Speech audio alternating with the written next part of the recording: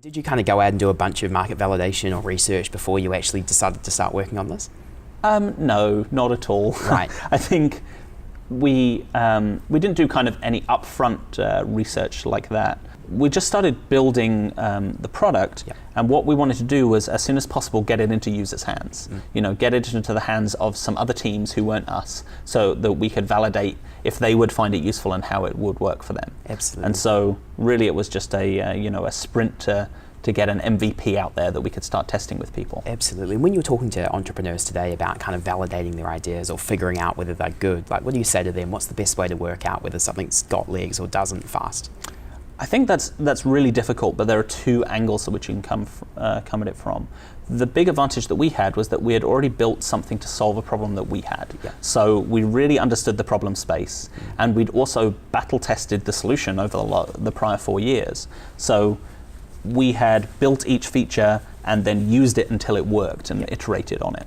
Now, if you're not building something to solve your own problem, then that's a lot more difficult. And the need for having some kind of MVP and getting it in the hands of real users sooner is really important. And assuming, I guess, from your background in science, so one could probably assume that you did a lot of sort of research before you actually started this business to make sure it was a viable idea. What did that market research process look like? Yeah, we did do some research. I don't think it was, you know, as in depth as maybe we could have done, but we actually worked on a really tight deadline because we came up with the idea and we knew that we wanted to apply to Y Combinator. And I had heard about Y Combinator actually because there was an article written in Wired magazine. So I never otherwise would have been exposed to it. Totally not, you know, familiar at all with Silicon Valley or any of these startups, but I'd read about it in Wired magazine and I thought that sounds really cool.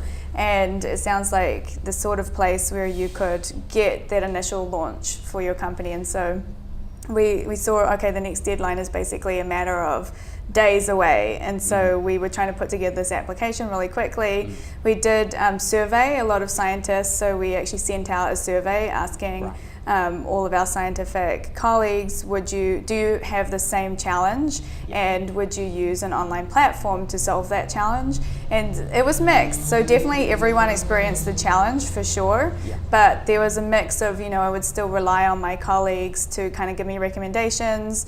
So word of mouth was a really strong driver of how people thought about it, and so we sort of had to take that with a grain of salt and say, okay, well that's probably just an evolution that we can bridge with the technology. And once you and your co-founders identified that opportunity, what were the very first steps you took to put that business into action? Yeah, well, you know, it was great because the first thing we said was, all right, you know, startup companies don't die of starvation, they die from indigestion, so we got to focus.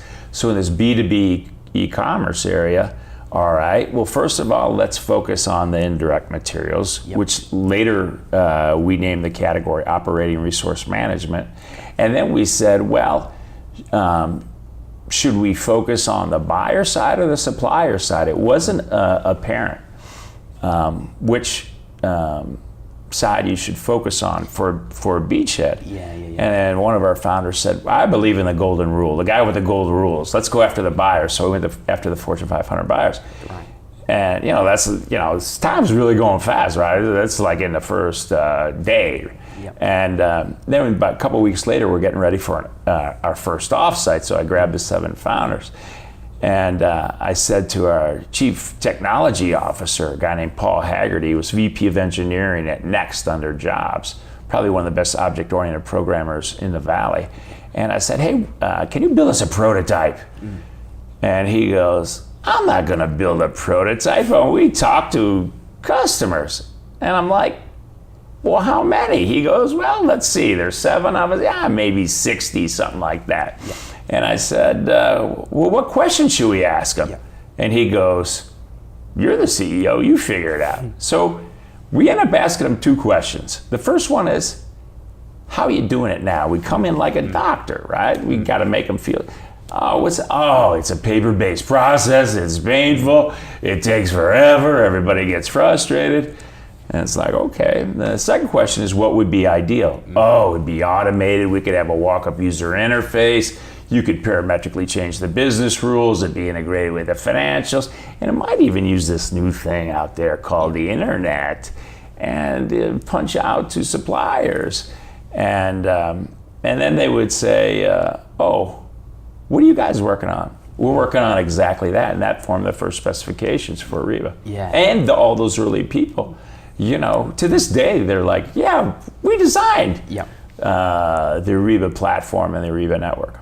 That lesson there itself, that's a $1 billion lesson, literally, for people watching this, right? Go and talk to the people who you're wanting to serve. Absolutely. Ask them what they're currently doing. Ask them what they want. Do this market. Absolutely. For the sake of going and visiting 60 customers, right? I think I read that you had 6 months of kind of this validation process. I mean, yeah, it's such a good lesson. Yeah, we did a lot of things. I mean, obviously the big thing, and I think the number one axiom is when you start a company is people support what they help create. So all these initial people that we talked to, they really felt they created. And then we formed an advisory board of 12 of them, and then every quarter we would have an advisory council meeting and doubled in size.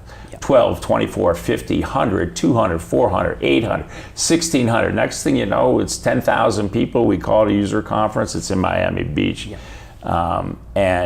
Everybody had kind of that ownership, and everybody loves to skate to where the puck is going to be. Yeah. But you realised that it did solve a problem and it was something for yourselves. What kind of market research did you do, or were you so certain in your own kind of hunch about this that you just went out and built it straight away? Yeah, no market research. That was actually an important part of Evernote. It was like we weren't going to do any market research because we just want to make something for ourselves. Yeah, and we kind of thought if we make something that we love, well, it's probably another billion people that'll also love it. And okay, maybe if we're like really extreme weirdos, maybe only 100 million people. But like, how unique are we? So yeah, so we actually did no market research, no customer interviews. I mean, later we did. Yeah. But initially, for the first couple of years, we made a list of the things we loved. We crossed a bunch of things off that list. We stuck with productivity. And then we met another team that was working on a very similar vision. We were in Boston. There was another team led by Stepan Pachikov, who was this brilliant Russian-American inventor and entrepreneur. And we basically decided to combine the two teams in 2007 and kind of make a new entity. Yeah. And that's what Evernote became.